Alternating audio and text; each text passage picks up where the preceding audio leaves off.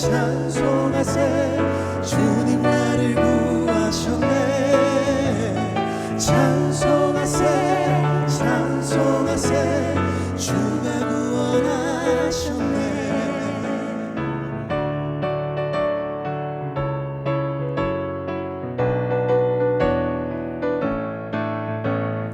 나 지금 죄에서 사함받아 거룩한 백성이 되었으니 이 육신 장막을 벗을 때도 겁날 것 없겠네 우리가 이 세상 떠날 때 예수의 손목을 굳게 잡고 영원히 즐거운 천국에서 주와 함께 살겠네 찬송하세 찬송하세 주님 나를 구하셨네 찬송하세 찬송하세 주가 구원하셨네 찬송하세 찬송하세 찬송하세 주님 나를 구하셨네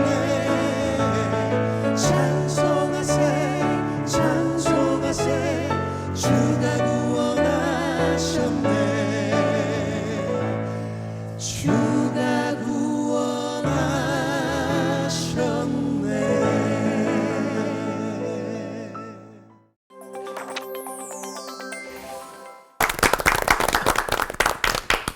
성지 순례지 가운데 빌립보 교회가 있던 자리를 찾으면 그곳에 있는 루디아 교회를 발견하게 된다고 하는데요.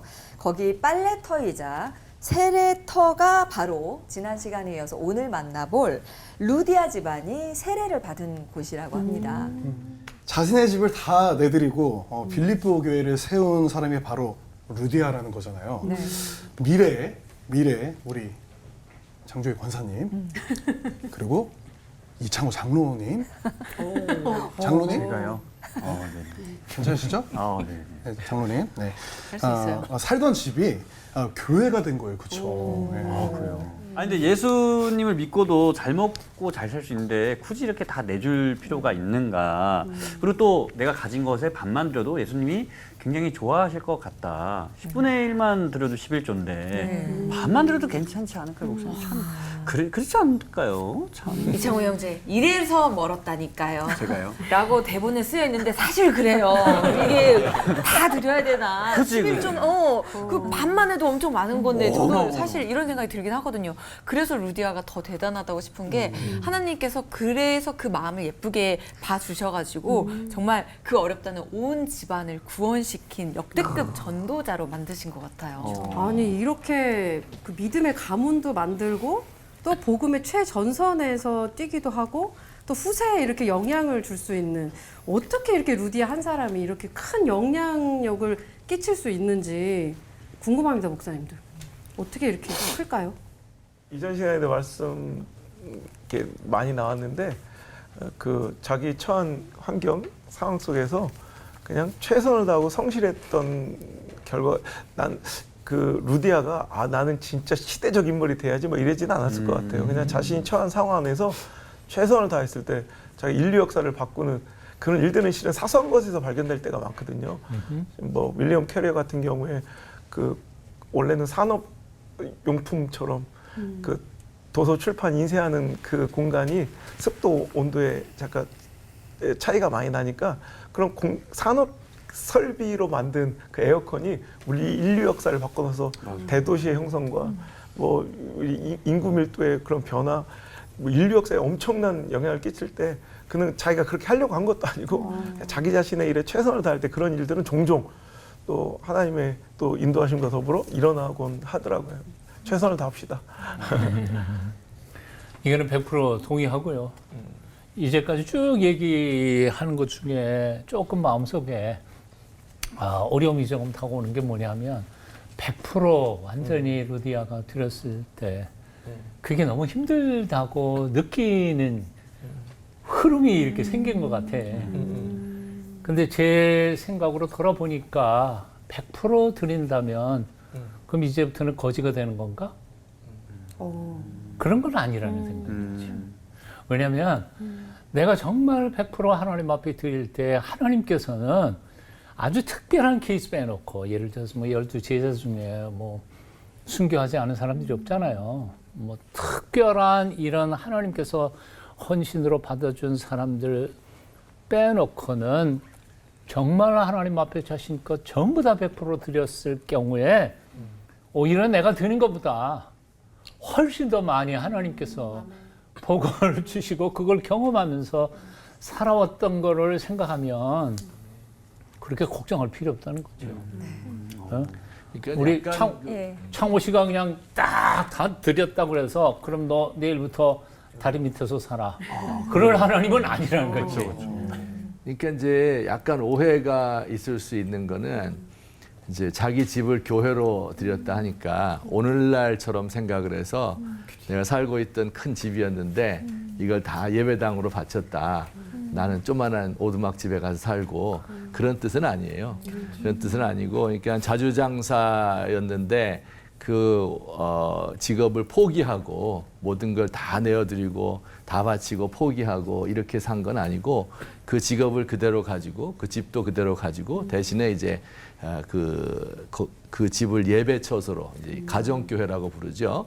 옛날에 이제 교회당 예배당 건물이 따로 있었던 게 아니니까 집이 크니까 그 집에서 이제 예배를 드렸다 이렇게 이해하시면 좋을 것 같은데 근데 그게 이따 제가 설교 때도 말씀을 드리겠지만 어떻게 보면 더 어려운 겁니다.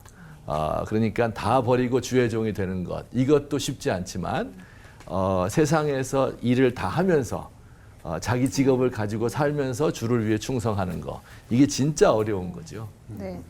하나님이 한 사람 한 사람을 사용하셔서 큰 그림을 이뤄가는 과정을 우리가 함께 알아보고 있는 것 같습니다. 섭리를 따르는 루디아의 손과 발은 어떻게 움직였는지 박성민 목사님, 장동민 목사님께서 설교해 주시겠습니다.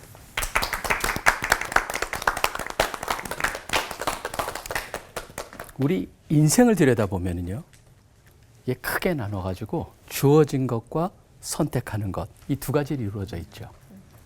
어떤 사람은 이 후자, 그러니까 선택하는 거를 과장해가지고 결국 인생은 B와 D 사이의 C다. birth, 탄생부터 death, 죽음까지의 초이스로 만들어져 있다. 그렇게 얘기도 합니다. 근데 한번 질문을 던져보죠. 대한민국 국민 선택하셨어요? 아니요. 저도 안 선택했어요. 한참 자라다 보니까 언제 보니까 내가 대한민국 국민이더라고요. 부모님도 선택은 안 했고 내 성격도 생김새도 선택하지 않았어요. 선택하지 않은 게 참 많아요. 결국은 쫓아가 보면은요, 결국 이 두 가지 선택하는 것과 주어진 것 이 두 개가 묘하게 신비하게 상호작용을 하면서 우리 인생이 만들어져 가는 게 아닌가 그런 생각을 해봅니다. 사실 루디아도 그런 것 같아요.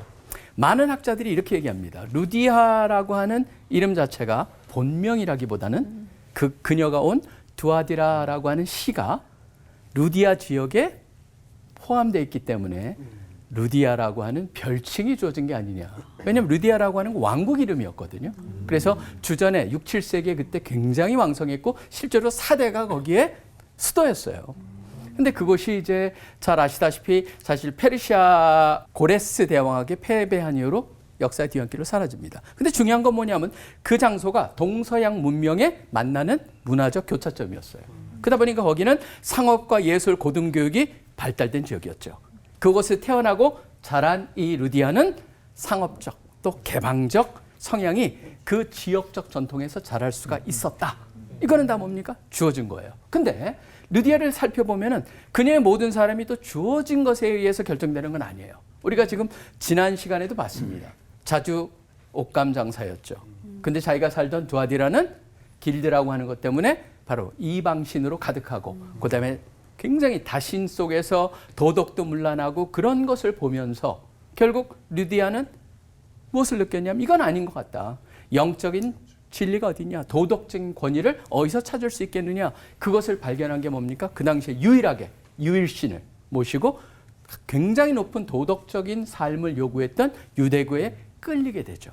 그래서 그곳에 가가지고 결국은 선택을 해서 가서 우리 하나님을 경외하는 자의 삶을 살기 시작합니다. 결국 영적 혼탁함을 벗었다. 그래서 그 다른 길을 선택했다라고 하는 것. 그래서 그녀가 선택했던 빌립보도 저는 빌립보의 과연 루디아의 집이 어디냐? 두아디라냐? 아니면 빌립보냐? 아니면 두 곳이냐? 사실 정확히 모릅니다. 근데 분명한 건 뭐냐면 빌립보에 왔다는 것 자체도 영적 혼탁함에서 벗어나려고 하는 그런 그녀의 노력이 아니었을까. 그래서 빌립보에 살다가 어떻게 합니까? 바로 그 회당이 없으니까 강가에 예배드리러 기도하러 갔었고, 그때 해필이면 사도 바울이 또 그곳에 사도 바울도 주위에 회당이 없으니까 찾아간 곳이 강가였고 거기서 만나지 않습니까? 사실 저는 이거는 전혀 우연이 아닙니다. 하나님의 섭리와 인도, 거기에 사람들의 선택이 신비하게 섞여서 일어난 역사적인 사건이죠. 그녀를 통해서 복음이 전파되는, 그녀가 첫 복음을 수용한 유럽의 첫 번째 사람이 되고 그녀의 집을 통하여서 유럽의 첫 번째 교회가 생기게 되는 것이죠. 근데 우리가 이미 봤습니다. 그녀는 범상치 않았습니다.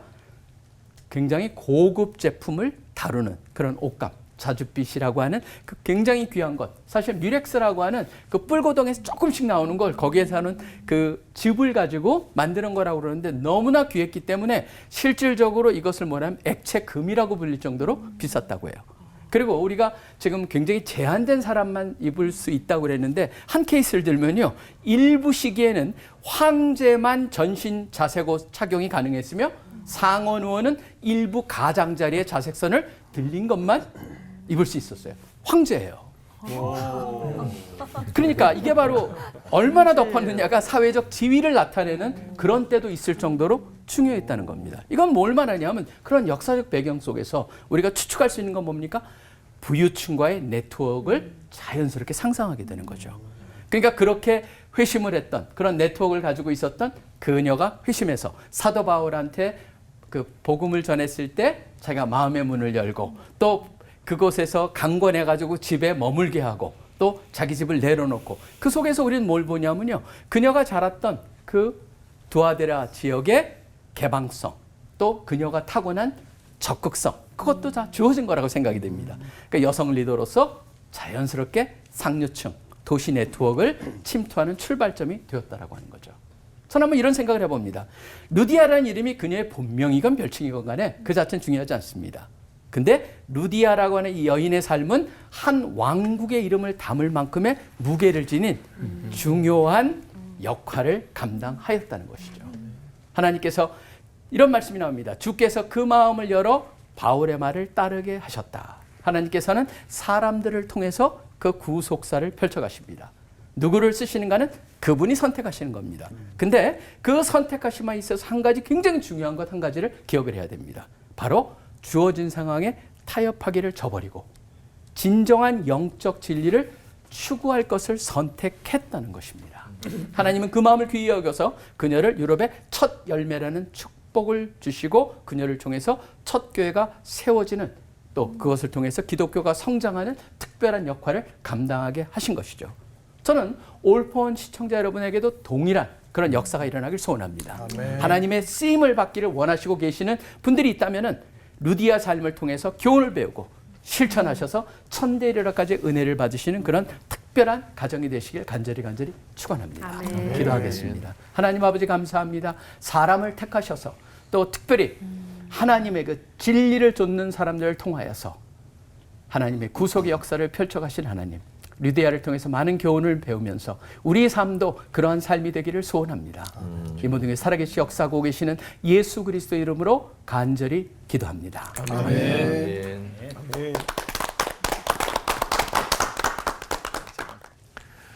루디아는 고대 로마 도시들을 넘나들면서 무역업을 하는 부유한 상인이었죠. 로마 주류 사회에 속하여서 부와 지위를 얻은 사람이었습니다. 자기와 비슷한 부류의 사람들과 사회적 교제를 나누고 또 그 로마 제국이 섬기는 신들을 섬기며 걱정 없이 살던 특권층이었습니다. 그러다가 그녀가 바울을 만나게 되었고 그로부터 복음을 들었습니다. 그리고 그동안 찾아 헤매던 답을 얻고 예수를 믿게 된 것입니다. 그 복음을 들은 이후에, 예수를 믿은 이후에 루디아의 삶은 어땠을까요? 큰 변화가 일어났는데 그 변화는 물론 당연히 내적 갈등을 해소한 것이겠죠. 그러나 그와 동시에 그녀의 삶 전체를 바꿀 수밖에 없었습니다. 그의 삶 전체를 뒤흔드는 대담한 결단을 해야 되는 그 결단의 연속이었는데요. 이 결단은 대단히 위험한 것이었습니다. 사도행전 16장 16절 말씀에 그와 그 집이 다 세례를 받았다 이렇게 되어 있는데 여기 집이라는 단어에 좀 주목을 해야 됩니다. 오늘날 우리가 집, 하우스 혹은 홈 이렇게 부르잖아요. 이것은 4인 가족, 뭐 3인 가족 이것을 연상할 거예요. 아니면 뭐 3대가 사는 가정 아주 대가족이겠죠.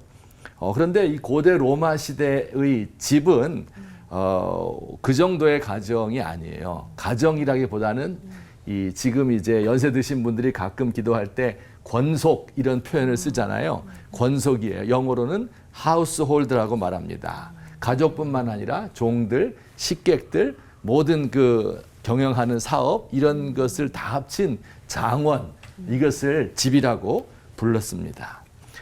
그녀의 집이 세례를 받았다 하는 것은 그가 거느리고 있던 하인들이나 혹은 노예도 예수 믿고 성도가 되었다 그런 뜻입니다. 우리 상상해 보세요. 노예가 예수를 믿는다. 이 로마 시대의 노예 제도라고 하는 것은 그 사람을 물건 취급하는 거잖아요. 복음적인 가치와는 전혀 어울리지 않는 것이었어요. 근데 그 부리던 노예가 예수를 믿게 되는 거예요. 그러면 그가 예수 믿는 그의 영혼을 보고 이 노예도 인간이구나 하는 것을 깨닫게 되겠지요. 그리고 그를 형제처럼 대할 수밖에 없어요. 그리고 아마 마침내 풀어주었을지도 모릅니다. 이 노예제라고 하는 것은 로마 제국 사회의 근간을 형성하고 있었기 때문에 노예를 형제로 대한다. 노예를 해방한다 하는 것은 그 제국의 질서를 무너뜨리는 겁니다. 그의 주변 사람들이 그를 가만 놓아둘 수가 없는 거예요. 그녀가 이제 동업조합의 길드에 가입해 있어야 되겠잖아요. 그래서 그 조합을 통해서 옷감 제조, 또 판매하는 거, 무역하는 거 이런 걸 다 같이 해야 되는데 자기 동료들과 동업조합은 각각의 신들을 섬기고 있었습니다. 그 신을 섬기는 제사에 먼저 참여하고 파티하고 집에 손님들 모시고 그리고 나서 비즈니스를 논의하는 거예요. 그런데 그 신을 우상을 섬길 수가 없는 겁니다. 그들과 함께 비즈니스 하는 게 너무너무 힘들었을 것 같아요. 보세요. 또 심지어 예수 믿는 사람들은 황제를 주님이라고 불러야 되는데 큐리어스, 예수님을 주님이라고 부르는 거예요. 황제를 주라고 부르지 않습니다. 이 역시 로마 체제의 정면으로 도전하는 일이었습니다. 여러분 가난한 사람이 예수 믿는 것도 힘들지만 특권층이 예수 믿는 거 굉장히 힘듭니다. 근데 이 루디아는 이 모든 위험을 무릅쓰고 이 모든 일을 감당하였어요. 루디아는 사도 바울 선생님 빌립보서에서 말씀하신 것처럼 우리의 시민권은 하늘에 있다. 로마 제국이 우리의 나라가 아니고 나는 로마의 시민이 아니고 하늘의 시민이다. 이 땅의 가치를 거절한다. 그런 뜻이죠. 얼마나 그 내적인 투쟁, 스트러글이 심했을까. 당연히 그녀에게 고난이 따라옵니다. 그러나 그 고난은 예수를 믿는 것이 단지 예수님만 믿을 뿐 아니라 그를 위하여 고난도 받게 하신다 하는 빌립보서 1장 29절 말씀에 그 신앙을 가지고 있었던 거예요. 그래서 그 집에서 매주일 모이는 공동체 빌립보 교회에서 영적인 체험을 받고 성령께서 그와 함께 하시고 그래서 그 모든 삶을 투쟁 속에서도 이어나갈 수 있었던 것. 이것이 그녀의 후의 삶이 아닐까 생각합니다. 사랑하는 성도 여러분, 예수 믿는 것은 이런 거예요. 단지 어떤 종교 집단에 속해서 그저 영혼의 만족을 얻고 노래 부르고 기뻐하며 집에 돌아가고 좋은 사람과 만나서 악수하고 교제하고 이 정도가 아니에요. 복음을 믿는 사람은 하늘의 시민이 된 건데 이 땅이 워낙 타락했기 때문에 이 타락한 세상의 모든 가치를 뒤집고 하늘의 가치를 살아내야 하는 것입니다. 우리 사회를 지배하는 시장주의에 역행하고 물질주의에 저항하고 사회적 약자와 연대하는 거 이거 쉬운 일 아닙니다. 승자를 선발하고 패자를 걸러내는 입시제도와 학교 시스템을 반대하는 것도 포함되는 거예요. 이렇게 하다 보면 물질적인 손해를 보게 되고 사회적으로 오해를 받게 됩니다. 경쟁에서 밀리고 경제적 손해를 감수해야 되기도 합니다. 직장이나 인간관계에서 따돌림과 불이익을 당할 수도 있어요. 그러나 이 모든 것을 극복하고 견뎌내고 투쟁하는 삶, 이것이 그리스도인의 삶이다 하는 것을 반드시 기억하시기를 우리 주님의 이름으로 부탁합니다. 우리 사회가 걸어가야 할 방향이 어디일까? 우리 예수 믿는 사람은 도대체 어떤 삶을 살아야 할까? 우리 교회 공동체가 지향해야 할 천국의 가치는 어떤 것일까? 깊이 생각하시는 저와 여러분 되기를 간절히 바랍니다. 사랑의 하나님 아버지 고맙습니다. 우리를 죄악의 세상 가운데에서 구원해 주셔서 너무 고마운데 한편으로는 이 죄악의 세상을 그대로 살아야 하기 때문에 더욱 힘듭니다. 주여, 이 기쁨과 행복과 또한 동시에 우리에게 있는 고통, 이것을 통해서 주님 나라 늘 사모하며 주의 뜻을 이 땅 위에 펼칠 수 있는 저희가 되도록 도와주시옵소서. 예수님의 이름으로 기도합니다. 아멘.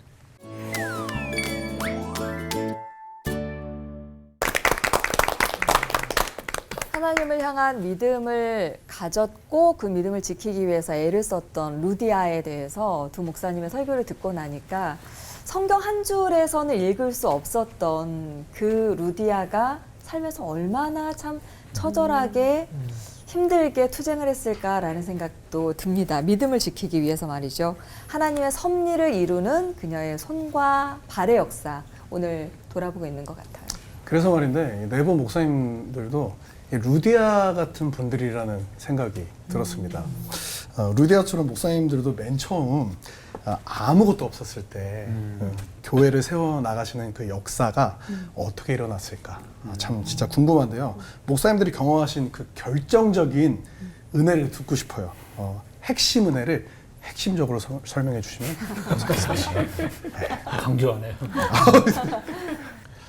아마 이 질문에 대한 대답에는 그래도 제가 가장 근접하게 대답할 수 있는 게 저는 실은 정말로 아무것도 없는 곳에서 이제 생계척을 혼자 한 사람이라 거기다가 이제 모든 게 진짜 없었다는 게 저는 부교육자 경험도 없이 그냥 저는 그냥 정치외교학 공부하다가 갑자기 이제 하나님의 부르심을 받아서 그냥 한국으로 들어와서 진짜 신대원 1학년 때 그냥 딱 가슴에 꽂힌 한마디, 순복음이 유일하게 안 되는 뿌리 내리지 못한 곳이 울산이다. 울산은 순복음의 무덤이야. 누가 가도 안 돼. 이 말 한마디에 겁 없이 그냥 혼자 교단 본부에 전화해서 순복음 한 번도 세워지지 않은 곳 어디냐, 아무도 못한 곳 어디냐. 그래서 제가 가서 첫 번째, 지금도 유일한 순복음 교회거든요. 거기는 장로교만 교회인 줄 아는 그 동네 바닷가 마을에 혼자 130년 기독교 역사에 최초로 순복음 교회, 생각해보니까 지금 나이가 28살이었어요. 그러니까 경험도 없죠. 거기다 아버지 감리교단 목사님이시지만 그런 교단의 배경적 지원도 받을 수 없는 생면부지의 땅. 저는 서울에서 태어났지만 아버지 목양지가 충청도에 있어서 계속 충청도만 살았지만, 그러니까 경상도는 처음 내려가 보는 진짜 아무것도 없는 상태. 오히려 빚만, 내가 질 수 있는 빚도 아무나 지는 게 아니더라고요. 그래서 내가 질 수 있는 모든 빚, 그리고 아무도 없는 빈 공간. 진짜 지금도 생각하면 성도 한 명도 없는 곳에서 설교를 일주일에 11번씩 하는 거예요. 새벽기도 7번, 수요예배, 금요차례, 주일날 2번 하면 아무도 없는 빈 공간에서 엉엉 울면서 11번씩 설교를 하는 거예요. 그 한 사람 간절히 기다리는데 새벽에 누가 들어오는 거예요. 막 예배당에 너무 그러면 이제 술 취한 완전히 고주망태가 된 새벽 2시에 그러면 그 사람이 너무 반가워서 그 사람한테 설교, 지금까지 준비했던 모든 설교를 그 사람한테 2시간 이상 하니까 막 남이 술이 깨가지고 다시는 술 안 먹겠다고 막 그만 좀 하자고 막 내 손을 잡고 막 도망쳐갔던. 근데 그러면서 진짜 너무 이거면 소망이 없잖아, 아무것도.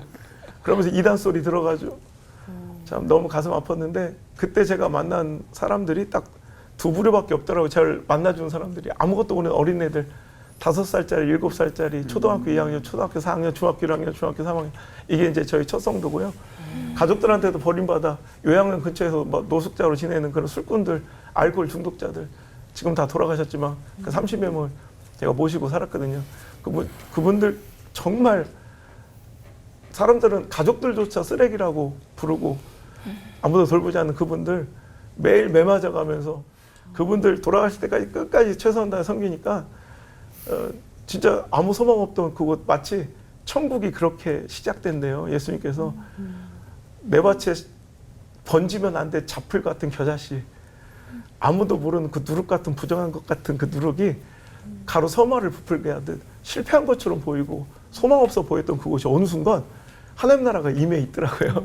그래서 지금 이렇게 그 이야기들로 수많은 힘들고 어렵고 또 고단한 분들에게 위로와 희망을 드리며 오히려 제가 이번에 쓴 책 제목이 이제 여러 번째 책 제목이 버티고 견디고 살아내라 제 마음을 담아서 책을 썼는데 수많은 사람들 위로가 되는 그런 또 소재가 되는 것 같아요. 그래서 너무 감사해요.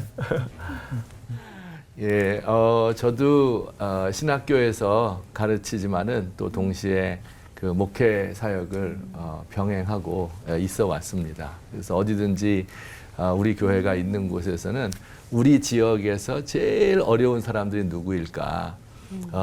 왜냐하면 지금은 신분제 사회가 아니잖아요. 노예제 이런 건 없지만은 그러나 사실상의 신분이 있잖아요. 제일 어려운 분들이 누구일까 생각하다가 제가 평택에서 목회할 때는 필리핀 외국인 근로자, 또 중국인 외국인 근로자 이분들을 섬겨야 되겠다 해서 그들을 위한 교회를 세웠어요. 그래서 한 20여 년 전이니까 그때는 그들을 위한 선교단체가 전혀 없을 때였어요. 그래서 아주 즐거운 행복한 일들도 많이 있었는데 열매도 많았고요. 그리고 또 방배동 이 강남에서 목회할 때는 가만히 보니까 거기 젊은이들 중에서 원룸에 살고 지하방 고시원 살고 이런 분들이 많더라고요. 그래서 이제 그분들이 우리 지역에서는 제일 어려울 것 같다. 그 생각이 되어서 한 40평 정도 이렇게 카페처럼 차려놓고 무료로 차도 대접하고 식사도 드리고 이래서 많이 와서 도움도 받고 지금도 계속 진행되고 있습니다. 어쨌든 저는 복음이 들어간 곳에 그 사회적 차별 이것을 극복해내야 된다고 늘 생각을 하고 있어요. 그래서 그걸 위해서는 가장 어렵고 힘들고 가난한 사람이 누구일까 이걸 찾아봐야 된다고 생각하고 있습니다. 저는 이 루디아 선배의 이야기를 들으면서 루디아 선배가 참 확고하다. 왜냐하면 저희 같은 사람들 좀 약간 주저하기가 좀 일수거든요. 매 순간순간이. 근데 이 루디아 선배 이야기를 들어보면은 자신과 그 집이 다 세례를 받았다는 걸 보면은 사람들도 이 참 루디아의 믿음을 알아봤고 또 이 주님도 기뻐하셨다고 하던데 과연 그런 그 믿음의 자세가 어디서 왔는지 우리 박성민 목사님, 서정 목사님께 한번 여쭤봅니다. 네, 어디서 왔을까요? 저는 아까 설교 시간에도 말씀드렸지만 이미 저는 이 루디아라는 사람 믿음의 궤적을 통해서 우리가 볼 수가 있는데 자라난 배경, 그다음에 성격 같은 걸 우리가 추측해 볼 수 있죠. 굉장히 적극적이고 옳다고 생각하면은 단호하고 그다음에 좋은 것은 자기만 갖고 있는 것이 아니고 나눠야 된다라고 하는 그런 생각들 굉장히 개방성, 적극성, 그다음에 그 아주 품성이 참 좋았던 사람 같아요. 근데 사실은 저는 우리 이창호님의 질문을 들으면서 느꼈던 게 뭐냐면 오히려 변화를 어떻게 나한테 일으킬 수 있느냐라는 생각을 해본다면 변화는요. 생각을 갖다가 어떻게 하느냐가 변화로 인도되기도 하고 어떤 사람은 나는 생각보다는 행동이다. 그러면 행동을 하다 보면 또 생각도 바뀌거든요. 그러니까 생각과 행동이라고 그래서 유명한 말이 있잖아요. 행동이 중요한 사람은 우리가 행복하기 때문에 웃는 게 아니고 웃기 때문에 행복하다. 그 다음에 있는가 하면은 생각은 바로 뭐냐면 어떤 생각을 갖느냐에 따라서 모든 것이 바뀐다. 왜냐하면 해석이 바뀌기 때문에. 그래서 ABC라고 하는 룰이 있거든요. 그래서 무슨 사건이 일어났을 때 결과 C, consequence로 나타나는 게 아니고 어떤 belief를 가지고 있느냐에 따라서 다르다라고 하는 엘버트 앨리스 같은 사람이 주장하는 건데 결국 성향을 한번 볼 필요가 있어요. 나는 어떤 성향인가. 그러면서 그 성향에 맞게 내가 행동이 좀 약한 사람이면 행동을 한번 시작해보는 그것을 갖다가 권하고 싶다. 그렇게 말씀드릴 수 있습니다. 그런 믿음의 자세는 어디에서 왔을까? 하나님이 주셨을 수도 있고 금방 박 목사님 말씀하셨던 것처럼 자기 관리에서 온 것도 있으리라는 생각이 드는데요. 사실 나는 루디아에 대해서 이번 기회에 많이 묵상을 하면서 만일 남편이 있었다면 루디아가 그런 결단을 쉽게 내릴 수 있었을까? 앞뒤 문맥을 가만히 아무리 살펴봐도 남편이 두아디라에 있든지 아니면 따로 아마 결혼하지 않았든지 아니면 먼저 세상을 보냈든지 홀로 있는 것 아닐까 하는 생각이 듭니다. 그래서 굉장히 주도적인 자기 결정력이 일찍부터 이 루디아의 마음속에 개발이 됐던 것 아닐까 하는 생각이 들고요.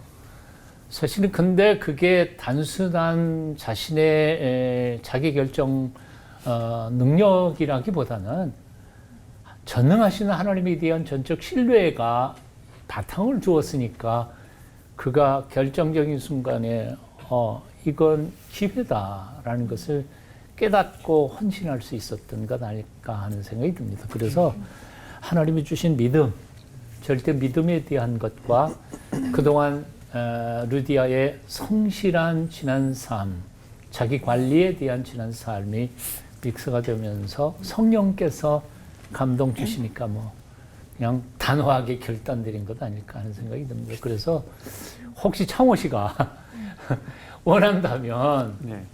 지금도 잘하고 계시니까 매 순간 하나님과의 관계에 끊지 않고 하나님의 뜻대로 살아가려고 소원만 가지면 성경께서 결정적인 순간에 결단할 수 있는 능력 그리고 결정력을 주시지 않을까 그런 생각해 봅니다. 올포원에 계속 오시면서 관계를 계속. 저는 진짜 이게 제 마지막 끈입니다. 네. 딱 붙어주세요. 딱 붙어주세요. 하나님 나라 확장에 결정적인 역할을 했던 루디아의 삶을 통해서 오늘 또 우리 교회에 어떤 인물들이 필요한가 그리고 우리가 어떤 인물로 하나님께 쓰임을 받아야 하는가라는 생각이 드는데 우리는 과연 어떤 크리스찬인가라는 질문도 좀 하게 되는 것 같아요. 네, 그래서 준비했습니다.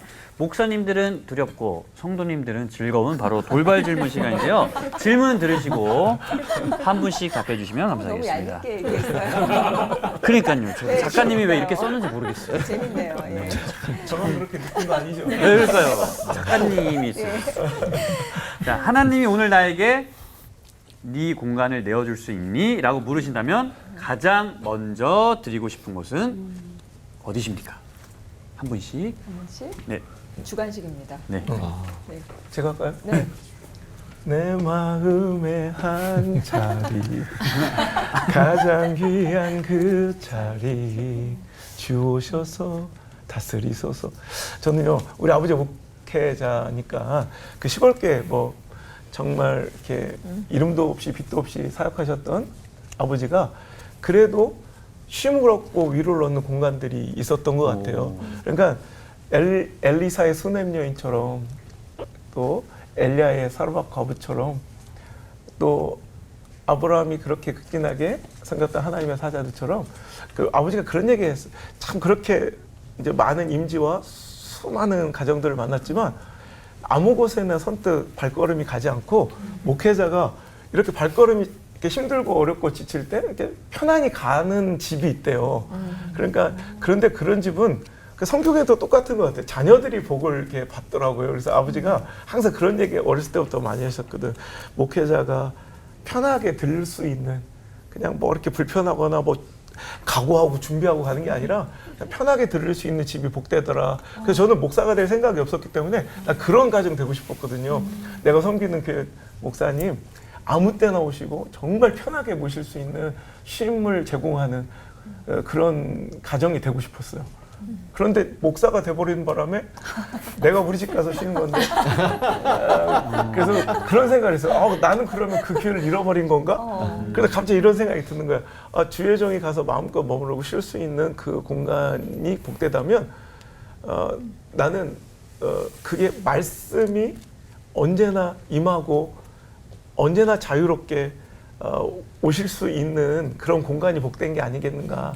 주의 종은 사람이라고 하나님의 말씀의 통로니까. 그래서 저도 그래요. 내 마음에 내 성향, 또 어찌 보면 내 감정, 또 세상의 가능성, 확률, 뭐 통계 따위 뭐 이런 거 다 제쳐놓고 내 형편, 뭐 상황 논리 이런 것도 다 피하고 그냥 하나님께서 나는 믿고 어떤 말씀이든 전하라고 그냥 마음껏 나한테 명령하실 수 있는 그런 마음 공간 됐으면 좋겠다. 그래서 제가 설교하는 그 강대상 밑에는 하나님 주신 말씀 1초도 머뭇거리지 마. 내가 이렇게 쓰고서 거기를 덮었는데 사람 눈치 보거나 상황 때문에 하나님 주신 말씀 뒤로 미루거나 대충 이렇게 감하지 말자. 그게 저의 이제 다짐인데 좀 제 마음 한 자리 가장 중심. 그래서 하나님 마음껏 말씀 주실 수 있게 그런 공간 내어드렸으면 좋겠어요. 그렇게 시작하셔서 다른 먼저 목사님들이 어떻게 대답을 하셔야 될지 고민이 되실 것 같아요. 뭐 안 들었어도 할 말이 별로 없어요. 근데 이제 네. 부산에서 목회할 때 교회 대문하고 그 바로 건너편에 사택이 있었거든요. 그러니까 예배 끝나고 교인들이 뭐 시도 때도 없이 들어오는 거예요. 엄청 불편해. 그러니까 그때는 그게 굉장히 불편하고 힘들었는데 사실은 은퇴하고 나니까 찾아오는 사람 없으니까 이제는 좀 많이 와서 얼굴이라도 보면 좋겠다 그런 생각이 가끔 들 때가 있죠. 근데 사실 요즘은 그렇죠. 옛날에는 신방을 가든지 누가 이제 손님이 온다든지 그럴 경우에 거의 대부분 집으로 모셔서 식사 대접을 하고 그랬잖아요. 그러나 요즘은 뭐 신방 가도 예배만 딱 드리고 뭐 밖에 나가서 밥 먹고 그러니까 굉장히 살벌한 세상이 돼버린 것 같아요. 그래서 요즘에 소원은 바로 그런 것 같아요. 교인들도 직접 열어서 친구들하고 같이 옛날에 그 정을 여는 것이 좋지 않을까 하는 생각이 좀 들고요. 요즘에는 늘 자꾸 묵상하고 그럼에도 불구하고 내 마음에 주님을 잊어버릴 때가 참 많다 그런 생각이 들어서 내 마음의 공간에 24시간 주님께서 머물러 계시면 좋겠다. 그게 기도 제목일 뿐입니다. 우리 그 안 목사님하고 좀 비슷하게 짧게 답하겠습니다. 뭐냐 마음의 중심, 마음의 중심이 어떤 의미에서 그러냐면 제 세상을 보는 눈, 관점, 그 다음에 세상 속에서 결정을 하는 그런 모든 결정이 이루어지는 그 중심을 하나님께 드리고 싶습니다. 저는 뭐 목회 생활을 오래 하다 보니까 집이고 뭐 교회고 뭐 공간적으로는 다 성령이 계신 것 같아요. 근데 시간적으로 좀 월요일 날 이때는 조금 하나님과 멀어지고 싶다는 생각까지는 감히 불경해서 못 드리고 이때쯤 나도 내 시간을 가져야 되지 않을까? 만약에 이 시간까지 내드린다면 진짜 저는 완벽한 사람 될 것 같아요. 솔직하게 대답해 주셨네요. 인간적으로 너무 좋은 것 같아요.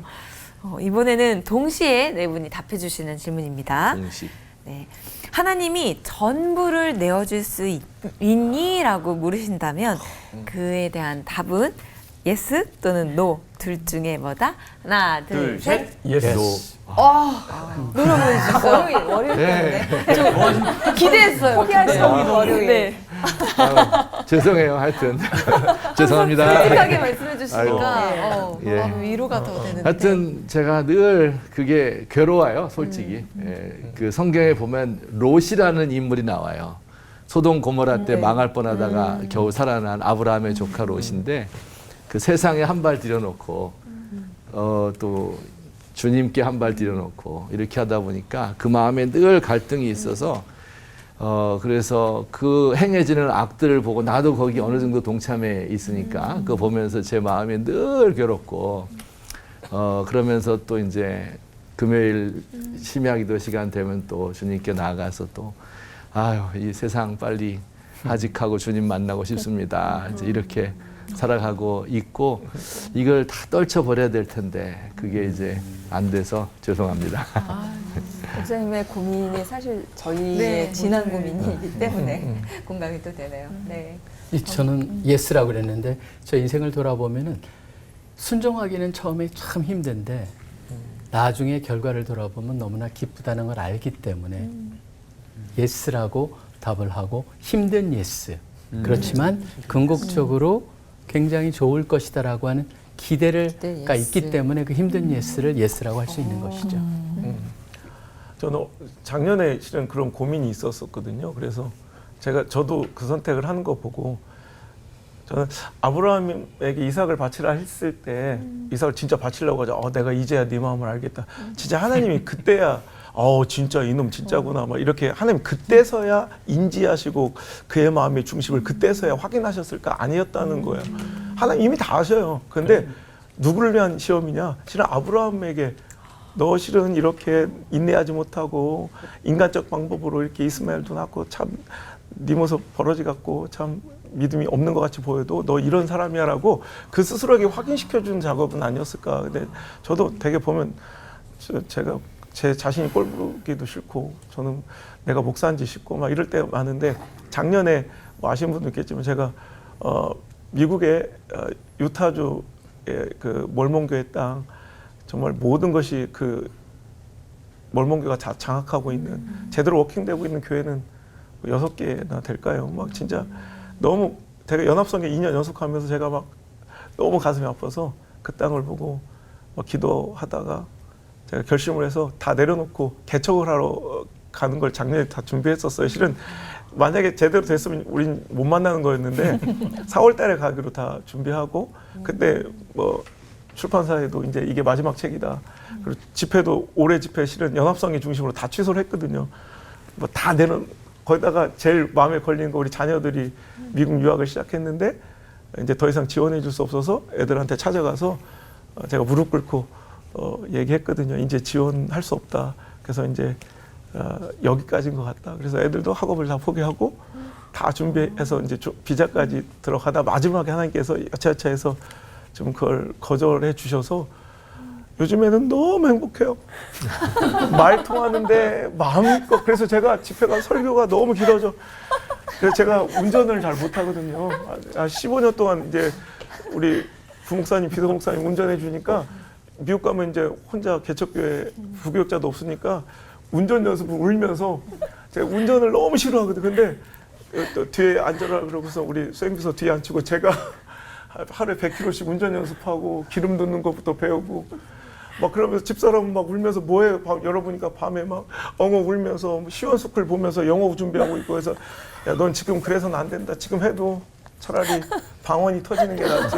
넌 소망이 없다. 서로 그냥 요즘에 너무 행복한 거야. 그냥 다 좋아. 그래서 그때 한번 모든 걸 다 내려놨던 그때 진짜 너무 눈물 났던 시간이 있어가지고 그래서 그거는 괜찮은데 실은 또 예스일 수도 있지만 노일 수도 있는 게 제가 아까 마음의 중심 그 모든 선택과 결정의 우선권을 하나님께 드리고는 싶은데 또 그건 또 실은 물질이나 이런 건 전 자신 있어요. 그런데 하나님께 너무 많이 충실하게 주셔서 이제 우리 자식들한테 그랬거든요. 우리 너무 많이 받았다.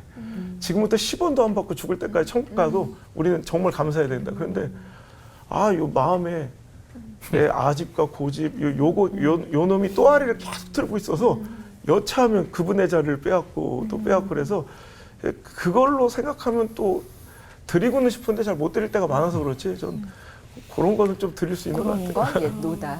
예. 노로 다시 정정하겠습니다. 정확히 해야 돼요. 네. 돈은 예스, 뭐 네. 마음은 약간 노. 서정호 목사님. 은퇴했습니다. 더 이상 바랄 것도 없고 사실 우리 집사람하고도 요즘 얘기를 하는 거 바로 그거예요. 이 순간에 하나님 나 불러가셔도 괜찮아.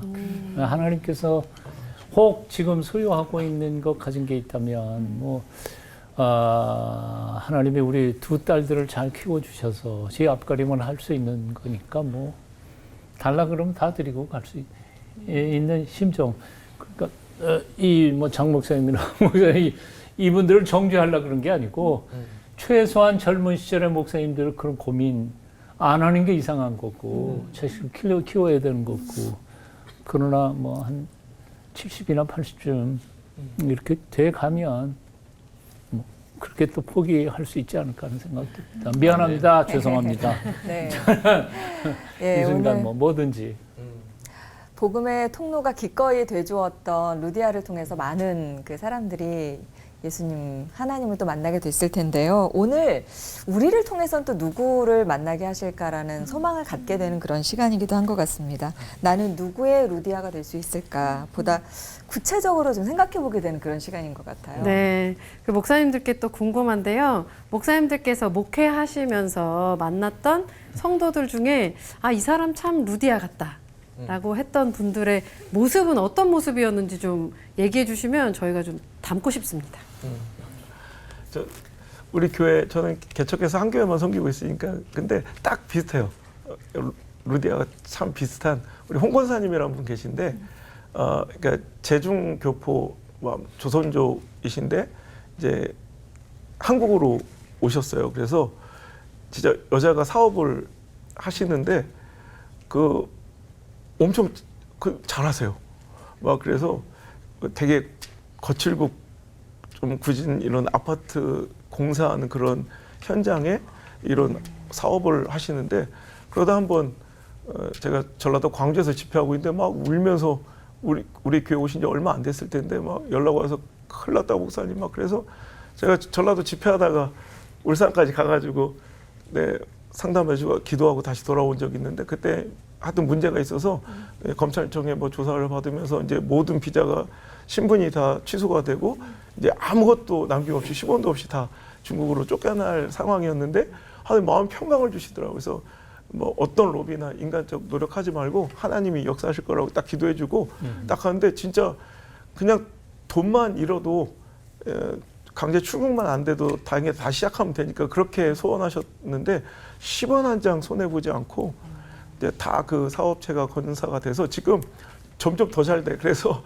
지금도 마치 루디아처럼 제 선교 사역이나 언제든 와가지고 저한테 그래요. 진짜 뭐 말도 없으시고 이름도 없이 빛도 없이 그냥 우리 교인들이 잘 대화도 잘 안 섞어볼 정도로 그냥 이렇게 조용히 섬기시는데 항상 저한테 지나가면서 수줍게 하신 말씀이 목사님 언제든지 필요하신 말씀하세요. 목사님 선교하실 때 있으면 저희 가정 먼저 불러주세요.